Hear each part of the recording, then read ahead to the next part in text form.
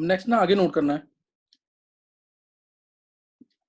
आगे देखेंगे जैसे वो टॉपिक, चलो अभी ये नोट करते हैं, types of redox reactions. Types of redox reaction,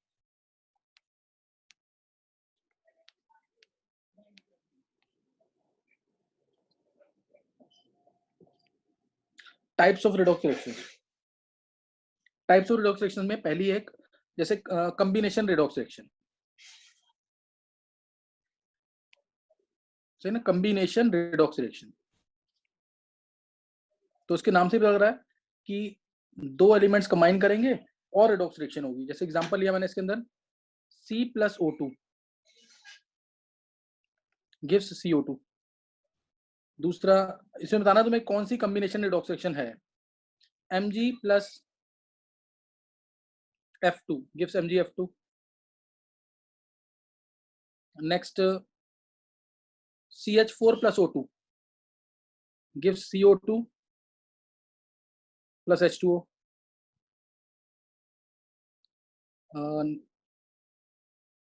Mg+N2 ले लेते हैं अगर, या Ca+N2 गिव्स Ca3N2। Ca3N2 अगर ये ले लेते हैं, इसमें बताना है कौन सी redox reaction combination redox reaction है। किसी को आंसर करना है, ये ऑप्शन है ABCD। ये A B लास्ट D। हाँ बोलेंगे कॉम्बिनेशन रिडॉक्स रिएक्शन कौन सी है इसमें से?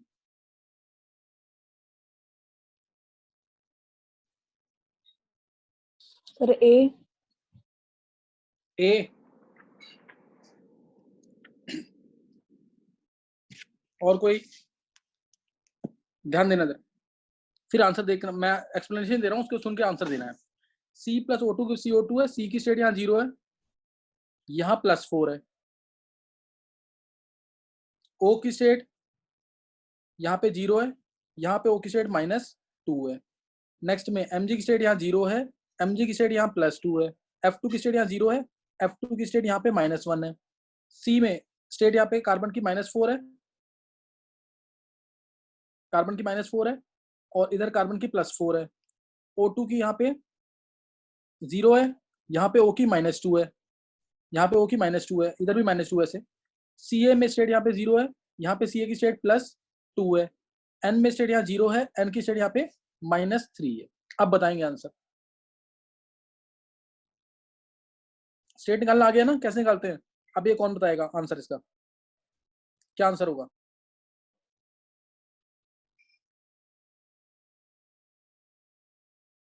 बोलना है किसी को आंसर? ए भी है, बी भी है, डी भी है। ए भी है, बी भी है और डी भी। चलो अब आंसर किसी और को बोलना, मैं आंसर बता रहा हूँ इसका।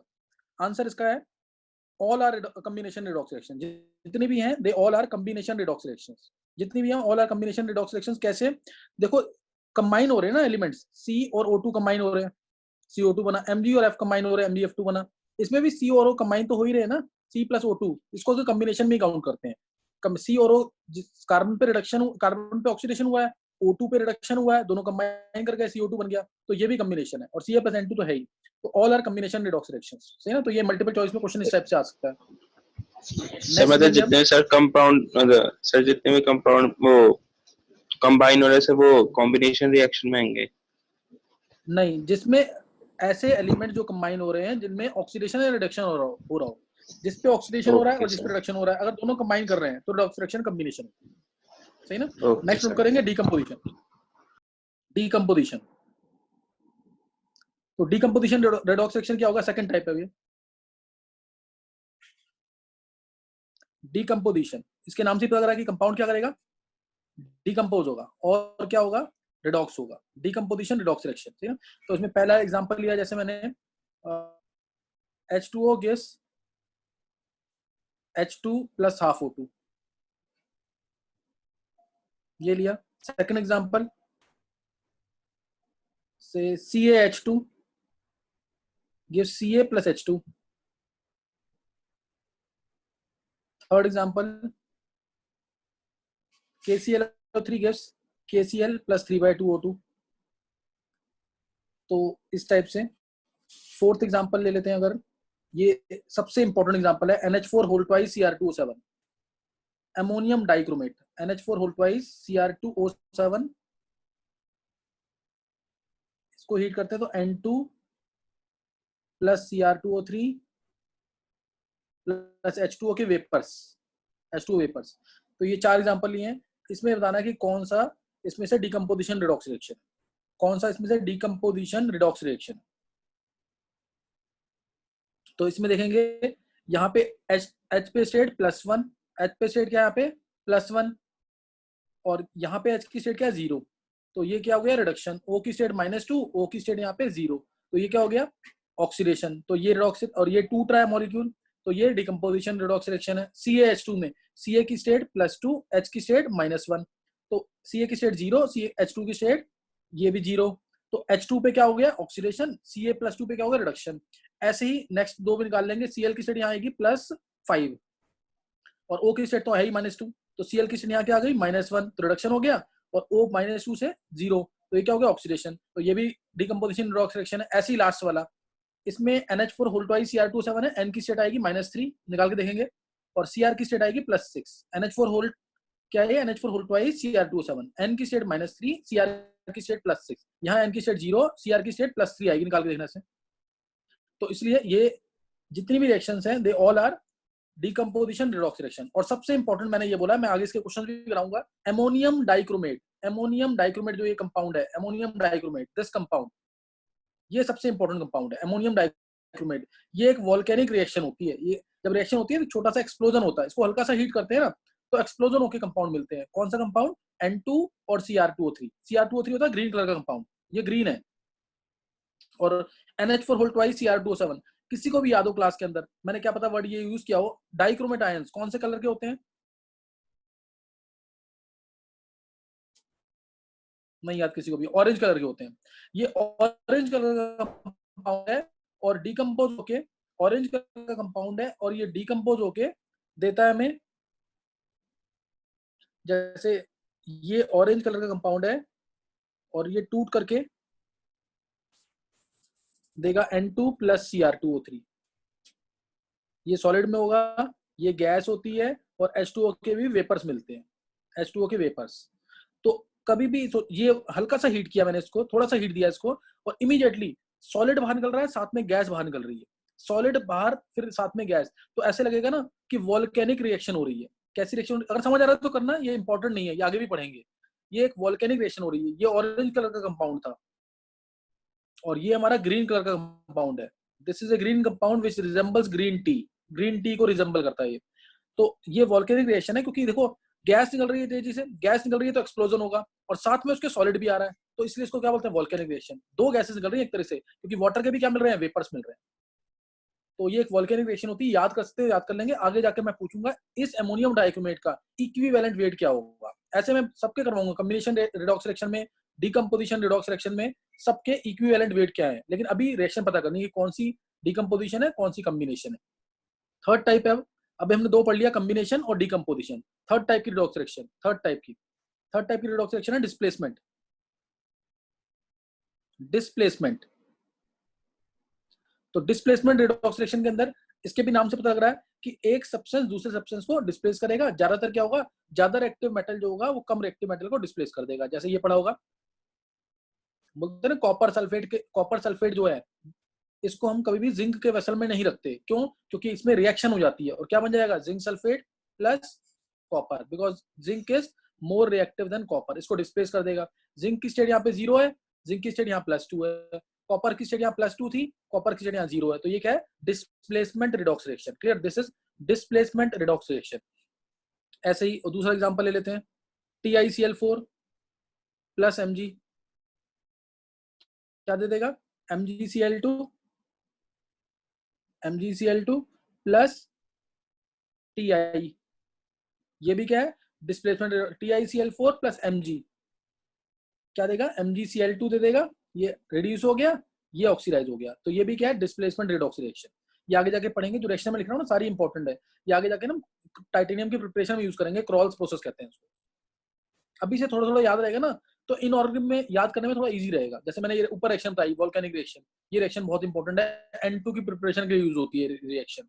और ये क्या है, क्रॉल्स प्रोसेस, ये ध्यान रखना इंपॉर्टेंट है। तो इसमें डिस्प्लेसमेंट रिडॉक्स रिएक्शन है ये दोनों।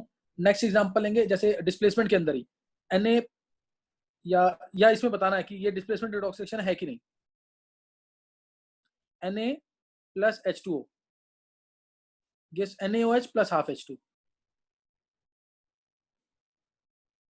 ऐसे ही और एग्जांपल Mg, और ये सोडियम तो सबको पता होगा, सोडियम फायर को कभी भी वाटर से नहीं बुझाना चाहिए, it should not be extinguished by using water.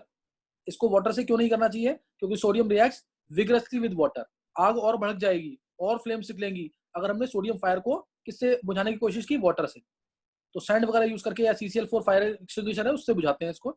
Sodium fire को कभी भी हम वाटर से नहीं बुझाएंगे, क्यों, क्योंकि ये बहुत फास्ट रिएक्ट करता है वाटर के साथ। और ऐसी मैग्नीशियम है प्लस H2O, तो बनाता है MgOH ट्वाइस प्लस H2। अब मैग्नीशियम इतना रिएक्टिव नहीं है जितना सोडियम था, तो ये इसके लिए ना वाटर, कोल्ड वाटर नहीं लेंगे, सोडियम तो कोल्ड वाटर से भी रिएक्ट कर जाता है, सोडियम के लिए कोल्ड वाटर ही सफिशिएंट है रिएक्ट करने के लिए। लेकिन मैग्नीशियम जो है स्टीम के साथ रिएक्ट, वाटर अगर स्टीम की फॉर्म में होगा तो रिएक्ट करेगा। और MgOH प्लस H2। और ये सबको पता है कि H2 गैस क्या होती है, highly combustible gas. H2 gas is highly combustible gas. तो ये दोनों की दोनों ये रिडॉक्स रिएक्शंस है कि नहीं डिस्प्लेसमेंट वाली।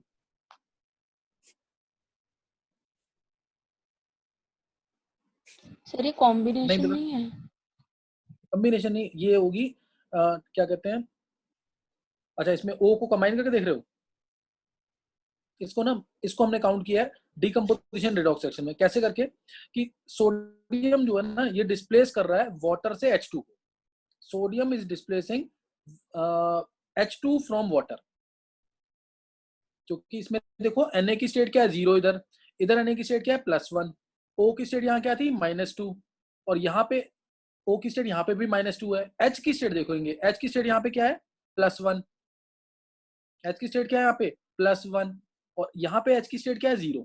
समझे कि नहीं, इसलिए क्या है, क्या होगा, डिकम्पोजिशन, ये डिस्प्लेसमेंट होगा ना, ये नहीं समझ आया। Na की स्टेट यहाँ 0, Na की स्टेट यहाँ +1 यहाँ पे H2 की स्टेट है, यहाँ पे H की स्टेट क्या आ रही है, 0। तो डिकम्पोजिशन हुआ ना। और इसमें हुआ क्या कि सोडियम जो है, जो ज्यादा रिएक्टिव है, या मैग्नीशियम ज्यादा रिएक्टिव है, it has displaced hydrogen from water molecules. तो इसलिए क्या होगा, डिस्प्लेसमेंट रिडॉक्स रिएक्शन। नहीं क्लियर हुआ ये? सर फिर CH4 प्लस O2 को कॉम्बिनेशन क्यों लिया था? उसमें C की स्टेट क्या हुई थी, C और O दोनों की स्टेट चेंज हुई थी, और वो कंबाइन करके CO2 बना रहे थे। इसमें Na की स्टेट चेंज हुई है और H प्लस की स्टेट चेंज हुई है, क्या वो दोनों कंबाइन कर गए हैं? Na की ठीक स्टेट है सर। 0 थी, +1। ऐसे ही MgO, इसके अंदर Mg की स्टेट यहाँ पे 0 है, यहाँ पे Mg की स्टेट क्या है, +2 है। ये अलग, अब वाटर में यहाँ पे +1 स्टेट है, यहाँ पे वाला H मत देखना, यहाँ पे उसकी +1 ही है। इस वाले H को मत देखना, क्योंकि यहाँ पे स्टेट +1 ही है। यहाँ वाले H2 को देखना, यहाँ पे स्टेट 0 है, तभी तो रिडॉक्स हुआ। तो ये डिस्प्लेसमेंट हुआ ना यहाँ पे, ठीक है समझे कि सर। नहीं, डिस्प्लेसमेंट Mg। हाँ जी। हाँ, तो इसलिए ये डिस्प्लेसमेंट रिडॉक्स रिएक्शन है। ऐसे ही अगर मैं बोलूं, यहाँ पे मैंने क्या बोला, active metal is displacing hydrogen from water molecules. ऐसे ये भी पढ़ा होगा आपने कि जो ज्यादा एक्टिव मेटल्स होते हैं Zn+2HCl, ये भी क्या करते हैं, H+ को बाहर निकाल देंगे, किससे, एसिड से। H+ को बाहर निकाल देंगे एसिड से, ZnCl2+H2। आगे समझ के नहीं है? तो ये भी डिस्प्लेसमेंट रिडॉक्स रिएक्शन है। Clear, this is also displacement redox reaction. समझ आ रही है बात की नहीं है? तो ये ढंग से समझना है बिल्कुल। इसको ना बहुत लाइटली लेते हैं स्कूल के अंदर, एक एक एग्जांपल देके समझा देते हैं वो। और ये अभी मैं बहुत डिटेल में लूंगा इनको। इन सारी रिएक्शंस के अंदर ना हम इक्विवेलेंट वेट निकालेंगे, एन फैक्टर निकालेंगे, ये काफी डिटेल में चलेगा। अभी मैं बहुत सिंपल वे में पढ़ा रहा हूँ इसको, तो इसको जरूर समझना है कि क्या मतलब है इनका। तो इसमें आ सकता है कि इसमें डिस्प्लेसमेंट रिडॉक्स रिएक्शन कौन सी है, या इनको मैं 4-5 को कंबाइन करके दे देता और बोलता कौन सी इसमें कम्बिनेशन है, कौन सी डिस्प्लेसमेंट है। तो थोड़ी सी दिक्कत हो जाती है इसमें निकालने में। नेक्स्ट नोट करेंगे आगे। नेक्स्ट लिया जैसे एग्जांपल और मैं लेता हूँ इसके अंदर, ये ऑक्सीडाइजिंग एजेंट का अगर किसी को ध्यान है तो अच्छी बात है, नहीं तो इसको याद कर लेना। ये displacement, no sorry, oxidising agent का ऑर्डर है F2, then Cl2, then Br2, then I2। अगर कुछ याद रखते हो याद कर लेना। फ्लोरीन सबसे स्ट्रॉन्गेस्ट ऑक्सीडाइजिंग एजेंट है पूरे टेबल के अंदर। Fluorine is the strongest oxidising agent in the whole periodic table, ये याद रखना। तो ये इसकी एग्जांपल मैं कैसे लूंगा, जैसे एग्जांपल लिया मैंने, सपोज अगर मैं इसमें पूछूं आपसे, ये एक बार ट्राई करना, क्वेश्चन देखते हैं कौन निकालता है, क्वेश्चन देखते हैं किसका ब्रेन शार्प है। ये अच्छा क्वेश्चन है, ध्यान देंगे। Cl2 plus KBr gives Br2 plus KCl, B reaction, F2 plus KCl gives Cl2 plus KF, NaI plus Br2 gives NaBr plus I2, KCl plus I2 gives Ki plus Cl2। इसमें बताना कि कौन सी reaction होगी, कौन सी reaction नहीं होगी, कौन सी इसमें डिस्प्लेसमेंट रिएक्शन होगी और कौन सी नहीं होगी। डी वाली नहीं होगी, डी वाली नहीं होगी। कौन बोल रहा है? अनन्या। अनन्या। अनन्या। अनन्या, अच्छा तुमने बोला ए बी और सी तीनों हो जाएंगी। यस ए, सर। अनन्या का आंसर है ए बी सी तीनों हो जाएंगी। और कोई?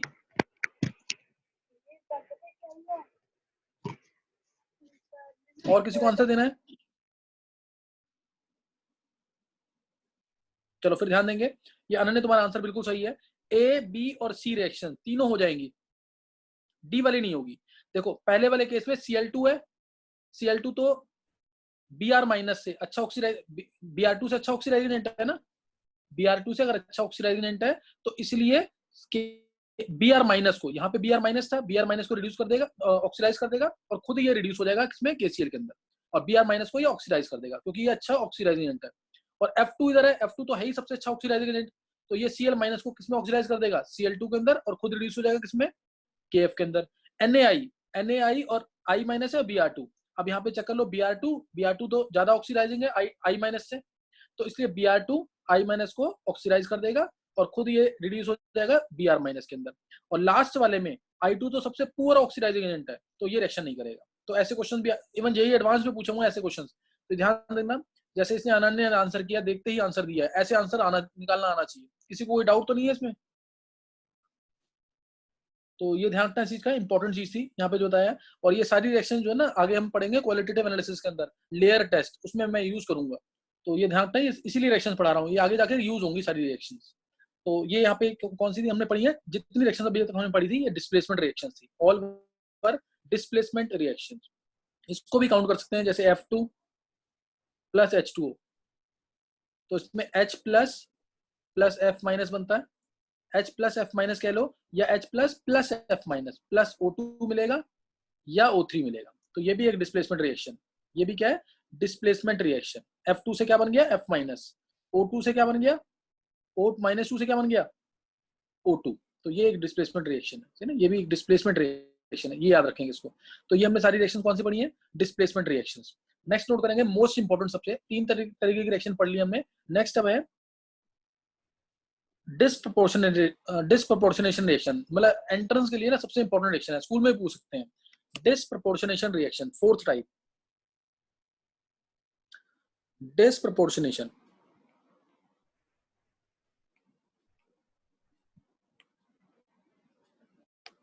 और या फिर इसको ऑटो रेडॉक्स रिएक्शन भी कहते हैं, ऑटो रेडॉक्स, डिस्प्रपोर्शनेशन और ऑटो रेडॉक्स रिएक्शन, सही ना, डिस्प्रपोर्शनेशन रिएक्शन या ऑटो रेडॉक्स रिएक्शन। ध्यान देंगे इसमें, जैसे एग्जांपल लिया मैंने, से Cu plus gives Cu2 plus Cu।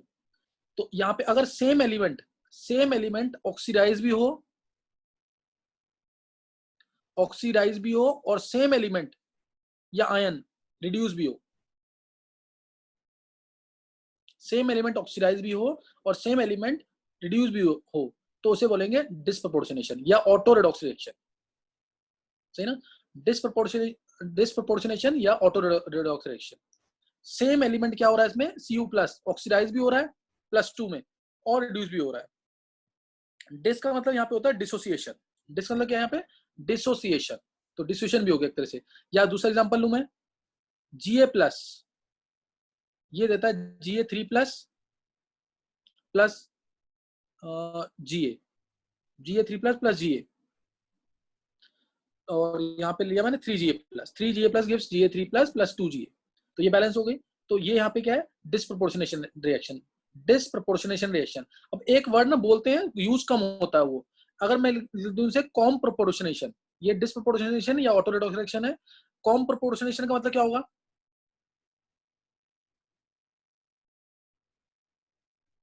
नाम से भी इसके भी पता लग रहा है, कॉम का मतलब क्या होगा यहाँ पे, कॉम्बिनेशन। उल्टा प्रोसेस क्या होगा, कॉम प्रोपोर्शनेशन। डिस्प्रपोर्शनेशन की जो रिवर्स रिएक्शन होगी that is called as com, इन दोनों से अगर ये बनेगा then it is called as comproportionation. या ऊपर भी देख सकते हैं, इन दोनों से अगर ये बनेगा तो बोलेंगे कॉम प्रोपोर्शनेशन, कॉम्बिनेशन प्रोपोर्शनेशन। तो ये ध्यान रखना इसके अंदर। यहाँ पे हमने डिस्प्रपोर्शनेशन रिएक्शन की सबसे इजी एग्जांपल्स किए हैं, और इसकी एग्जांपल्स जो इंपॉर्टेंट है ध्यान देंगे। नेक्स्ट जैसे मैं एग्जांपल लेता हूं उसका, H2O2 gives H2O plus half O2, H2O plus half O2। इधर O की स्टेट क्या है, -1, O की स्टेट -1 है ना, 2 + 2x पेरोक्साइड लिंकेज है इसके अंदर, इज इक्वल टू 0। x क्या आ गया, -1, x क्या आ गया, -1।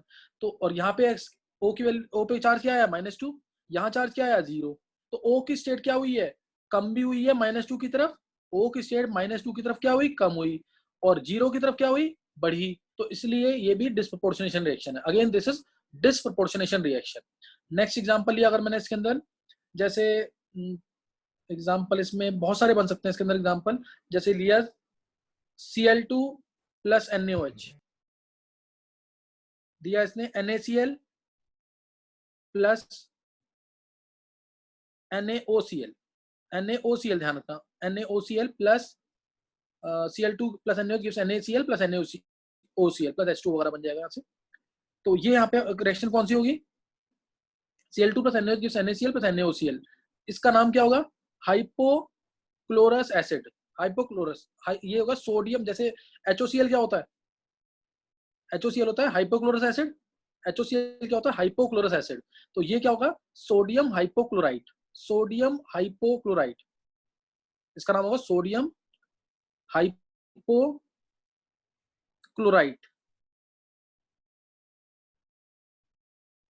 है ना, सोडियम हाइपोक्लोराइट, ये इसका नाम होगा। ध्यान रखना किसी भी एसिड के आगे अगर इक लगा हुआ है, जैसे H2SO4 है, सल्फ्यूरिक एसिड है, तो इसकी सॉल्ट का नाम क्या होगा, 8।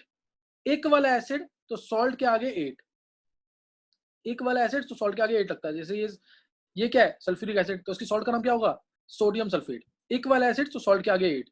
और अगर अस वाला एसिड है, जैसे कोई भी अस वाला एसिड ले ले, H2SO3 ले लिया सपोज मैंने, H2SO, ये सल्फरस एसिड है, तो इसकी सॉल्ट का नाम का नाम क्या होगा, सोडियम सल्फाइड, ITE, अस वाला एसिड तो 8, इक वाला एसिड तो 8।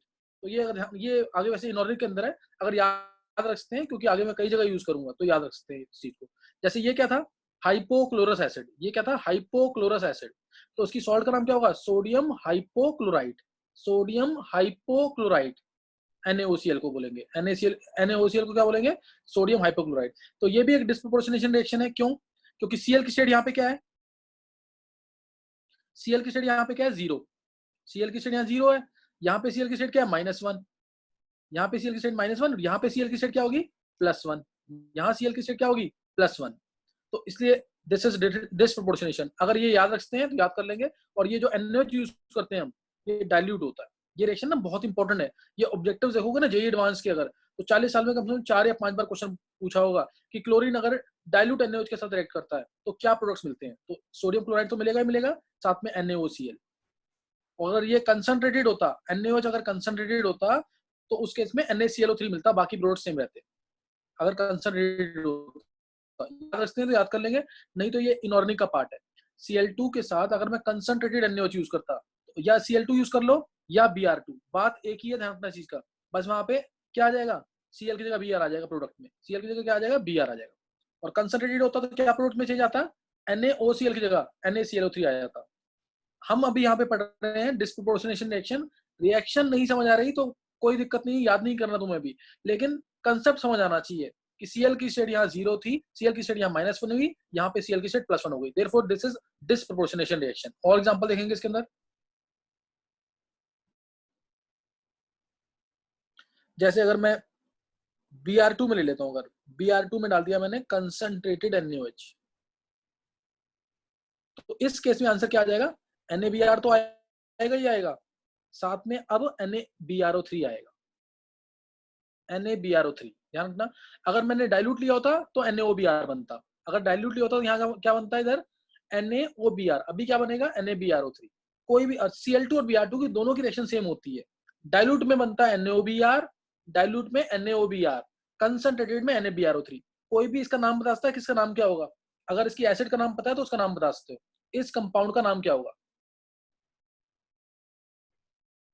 मैंने HClO3 का नाम बताया हुआ सबको, HClO3 क्या है, क्लोरिक एसिड, क्लोरिक एसिड, तो सॉल्ट का नाम क्या हो जाएगा, क्लोरेट, क्या आएगा सोडियम क्लोरेट, लेकिन ये Br है तो इसका नाम क्या होगा, सोडियम ब्रोमेट, सोडियम ब्रोमेट नाम आ जाएगा इसका, सोडियम ब्रोमेट। तो ये भी डिस्प्रोपोर्शनेशन है, रीजन Br की स्टेट यहाँ 0 है, हम ये पढ़ रहे हैं ध्यान रखना, बाकी ना समझ आए छोड़ देना उसको, लेकिन ये जरूर ध्यान रखना Br की स्टेट यहाँ 0 है, Br की स्टेट यहाँ -1 है, Br की स्टेट वहां 0 थी और यहाँ पे Br की स्टेट +5 है, तो Br की स्टेट कम भी हो रही है Br -1 की तरफ और बढ़ भी रही है +5 की तरफ, therefore it is disproportionation reaction, therefore it is disproportionation reaction। तो ये ध्यान रखना इसके अंदर। नेक्स्ट अगर एग्जांपल लें, जैसे सल्फर ले लिया, सल्फर में NaOH डाला, तुम्हें यहाँ दिख रहा होगा कि NaOH एक ऐसा कंपाउंड है जो मैक्सिमम नॉन मेटल्स को क्या कर रहा है, क्या कर रहा है, ये डिस्प्रोपोर्शनेट कर रहा है। अब सल्फर को भी कर देगा, जैसे NaOH ने क्लोरीन को डिस्प्रोपोर्शनेट किया, क्लोरीन को कर दिया, और अभी ब्रोमीन को कर दिया, सल्फर को भी कर देता है, सल्फर में भी क्या बनाएगा Na2S plus Na2H2O3, Na2H2O3 concentrated होता है NaOH तो Na2SO3 बनता, बाकी सब सेम रहता। यहाँ पे एसिड में स्टेट क्या आई, सल्फर की 0, यहाँ पे S की स्टेट क्या आई -2, यहाँ पे S की स्टेट निकालोगे +2, ये +2 आ जाएगी, तो क्या हो रहा है, सल्फर की स्टेट यहाँ पे कम भी हो रही है, सल्फर की स्टेट यहाँ पे क्या हो रही है, +2 बढ़ भी रही है, तो -2 कम भी हुई और +2 बढ़ी भी, तो इसलिए क्या बोलेंगे इसको, डिस्प्रोपोर्शनेशन रिएक्शन। ये भी एक इंपॉर्टेंट रिएक्शन है, disproportionation reaction. Third example, third and most important example, और इसके अलावा हम एग्जांपल्स, हाँ एक और एग्जांपल लेंगे और वो ज्यादा इंपॉर्टेंट एग्जांपल है, ध्यान देंगे। जैसे ये एग्जांपल ध्यान देना, जैसे लिया मैंने P4, ये रिएक्शन, जितनी भी रिएक्शन अभी डिस्प्रोपोर्शनेशन की पढ़ी है सबसे इंपॉर्टेंट ये रिएक्शन है। P4 में अगर मैं NaOH डालता हूँ प्लस H2O भी डालता है इसके अंदर, और ये फास्फोरस जो होता है व्हाइट होता है, व्हाइट फास्फोरस है, इसमें डाला NaOH और मैंने इसको हीट किया वाटर के साथ, तो इसमें बनता है, ध्यान देना, NaPH3 बनता है, तो जैसे PH3 बनेगा, Cl2 था तो NaCl बना था, इसमें PH3 बनता है, और साथ में मिलता है NaH2PO2 ये मिलता है। अब तुम में से कोई भी इस वाले कंपाउंड का, इस वाली सॉल्ट का नाम बता सकता है क्या, जिसने सारे मेरे पास एसिड पड़े हुए मूल कंसेप्ट के अंदर, तो उसको नाम पता लग जाएगा, इसका की नाम क्या है, NaH2PO2 का नाम, सोडियम फॉस्फेट, सोडियम फॉस्फाइड, नहीं, इसका एसिड सोचो पहले क्या था, इसका एसिड क्या बनेगा, Na हटा के H लगा दिया करो, बस एसिड बनाने तो क्या करते हैं, जितने भी Na है सबको हटा के क्या लगा देते हैं H, तो ये बन गया H3PO2। इसका नाम सोचो तो पता लगेगा सॉल्ट का नाम, फॉस्फोनिक एसिड, हाइड्रोफॉस्फेट, तो सोडियम नहीं फॉस्फोर, नहीं फॉस्फाइड, हाइपरफॉस्फोनिक एसिड, नहीं, इसके दो नाम बताए थे फॉस्फोरस मैंने, ध्यान एसिड, देंगे। फॉस्फोरस एसिड, नहीं फास्फोरस था, H3PO3 था, ये है hypophosphorous acid, hyperphosphonic acid, hypophosphorous PHORUS, ये हाइपोफॉस्फोरस एसिड है, तो सॉल्ट का नाम क्या हो जाएगा अब, सोडियम हाइपोफॉस्फाइड,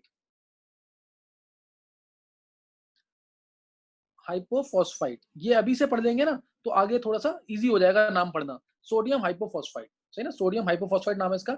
अब तुम अच्छा 9th या 10th क्लास में सबने बैलेंसिंग पढ़ी होगी। मान लो इस रिएक्शन को बैलेंस करना है, तो तरीका ध्यान है ना, कई बार जब तुम्हें सारे रिएक्टेंट्स और सारे प्रोडक्ट्स पता है तो बैलेंस कैसे करते थे। अगर मान लो थोड़ी टफ रिएक्शन है, ये टफ है क्योंकि इसमें 5 चीजें हैं, तो कैसे बैलेंस करें इसको, कैसे बैलेंस होगा ये, मैं हिंट दे देता हूँ क्योंकि ये सबने किया हुआ है ना, ये सबने किया होगा कि कैसे बैलेंस करते हैं। हिंट क्या है, ध्यान देना इधर। जैसे अगर मैंने इसमें ले लिया P4 प्लस NaOH, ये था ना, मैं मान लेता हूँ ये रिएक्शन में दोबारा लिख रहा हूँ, P4 plus NaOH plus H2O, या हाँ चलो इसी में मान लेते हैं, इसी में मान लेते हैं, एक बार ध्यान देंगे। या जैसे मैंने मान लिया यहाँ पे A आ गया, यहाँ B आ गया, ये C आ गया, ये D आ गया, ये E आ गया। जल्दी से अगर बैलेंस करना हो तो इस तरह से कर सकते हैं balance, A B C D और E आ गया। अब इसमें हम क्या कर देंगे, अब इसमें बैलेंस करने के लिए क्या करेंगे, इसमें इसके अंदर अब हम बस जो जितने एलिमेंट्स हैं सबके आगे लगा देंगे।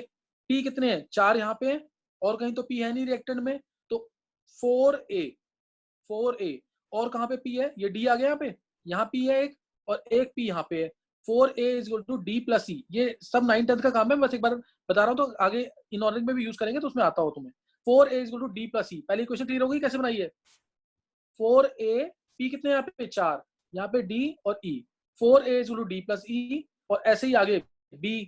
अब ध्यान देंगे इसमें क्या आएगा, अब Na को चेक कर रहा हूं मैं, Na को, Na यहाँ पे क्या है B, और कहीं है Na, और रिएक्टेंट में कहीं नहीं है, प्रोडक्ट में एक है, तो B इक्वल टू E आ जाएगा, B इक्वल टू क्या आ जाएगा E।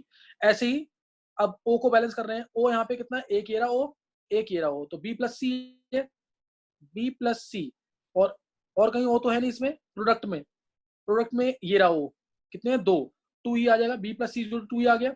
ऐसे ही तीसरा, इसमें ध्यान रखना सारे प्रोडक्ट सारे रिएक्टेंट पता हो तो ही कर सकते हैं इसको, बस बैलेंस कर रहे हैं इसको। अब हम चेक कर रहे हैं H को, H यहाँ पे है B, यहाँ पे है 2C, B plus 2C, B plus 2C, ये B प्लस 2C ले लिया, और यहाँ पे H कहाँ पे, एक यहाँ पे H, 3 ये रहे यानी 3D, और कहाँ पे H यहाँ पे ये रहे 2E, 3D प्लस 2E, यही है ना, और कहीं तो नहीं है। H 3D 2C equal to 3D plus 2E, ये आ गया। एक बार चेक कर लेंगे कहीं गलत ना हो, यहाँ पे H यहाँ पे 3 है और यहाँ पे 2, 3D प्लस 2E आ गया। अब ध्यान देंगे 4 इक्वेशन बनी है, एक बार चेक कर लेंगे, 4 ही एलिमेंट्स है ना पे, फास्फोरस एक एलिमेंट है, Na एलिमेंट है, O एलिमेंट है और H एलिमेंट है, इसके अलावा कोई और एलिमेंट है नहीं, तो 4 इक्वेशन बनेगी। 4 इक्वेशन है, हमारे पास 5 अननोन है। हमेशा ये करने के बाद एक को मान लेते हैं, मान लो मैंने यहाँ पे ले लिया E is equal to 1, suppose मैंने ले लिया E इज इक्वल टू 1, सही ना, E इज इक्वल टू 1 ले लिया तो क्या होगा, E इज इक्वल टू 1 ले लिया तो B क्या हो जाएगा 1 के इक्वल, E 1 ले लिया तो B 1 हो जाएगा। बात समझ कि नहीं है, E को मैंने सपोज किया let E is equal to 1, तो B भी क्या हो गया 1 हो गया, E और B दोनों आ गए 1 1। अब E और B 1 आ गए तो इसी क्वेश्चन में E 1 आ गया B 1 आ गया, तो C कितना हो जाएगा, C भी 1 आ जाएगा। चेक कर लेंगे इसे, C भी 1 आ गया, E 1 हो गया, B 1 हो गया, C 1 हो गया। अब ये यहाँ पुट कर देंगे तो D निकल जाएगा, D क्या आ जाएगा, E को 1 किया 2, C को 1 किया 2, D क्या आ जाएगा 1/3, B 1 है ना, तो D आ गया से 1/3, D 1/3 आ गया। उसके बाद हम किसको पुट कर देंगे, D 1/3 आ गया। अब ये यहाँ पुट कर देंगे, इधर से B निकल गया, E निकल गया, C निकल गया, D निकल गया, A यहाँ से निकल जाएगा। D हमें पता है कितना है 1/3, E कितना है 1, तो 4A is equal to 1 plus 1/3, 1/3 plus 1 यानी 4/3 आ गया, 4/3, और ये 4A है तो A आ जाएगा 1/3, A भी क्या आ गया 1/3। ये पुट कर देना सारी वैल्यूज, इक्वेशन बैलेंस हो गई। समझ आएगा कैसे किया, थोड़ा अभी तो मैं समझा रहा था इसलिए थोड़ा स्लो हो गया, नहीं तो बहुत फास्ट हो जाएगा। ये समझ आ गया सबको कैसे करना है बैलेंस। कभी अगर बैलेंस ना हो तो ये एक बेस्ट तरीका बैलेंस करने के लिए, ज्यादा रिएक्टेंट्स प्रोडक्ट्स अगर दे रखे हैं तो। नेक्स्ट नोट करेंगे आगे, एक जल्दी सी चीज नोट कर लेंगे इसमें, नेक्स्ट नोट करेंगे यहाँ पे, जैसे इंट्रामोलिकुलर रिडॉक्स रिएक्शन क्या होती है, इंट्रामोलिकुलर और इंटरमोलिकुलर। फास्ट थोड़ा, इंटरमोलिकुलर मतलब दो अलग अलग एटम हैं, अलग अलग जगह पे एटम है जिनका ऑक्सीडेशन रिडक्शन हो रहा है। जैसे एग्जांपल लिया मैंने MnO4 negative plus Fe2 plus gives Fe3 plus plus Mn2 plus. तो ये जितनी भी रिएक्शन हम पढ़ रहे थे लगभग ज्यादातर वो क्या थी, इंटरमोलिकुलर। वो क्या थी, इंटरमोलिकुलर की अलग अलग में। तो ये Mn की स्टेट यहाँ +7, +7 से क्या हो गई Mn की स्टेट +2, ये क्या हुआ रिडक्शन। Fe की स्टेट यहाँ +2 यहाँ +3, तो ये क्या हुआ ऑक्सीडेशन, रिडक्शन ऑक्सीडेशन, ये इंटरमोलिकुलर है। और इंट्रामोलिकुलर में ज्यादातर डीकंपोजिशन रिएक्शंस आएंगी। इंट्रामोलिकुलर इसमें जैसे KClO3 गिव्स KCl + 3/2O2।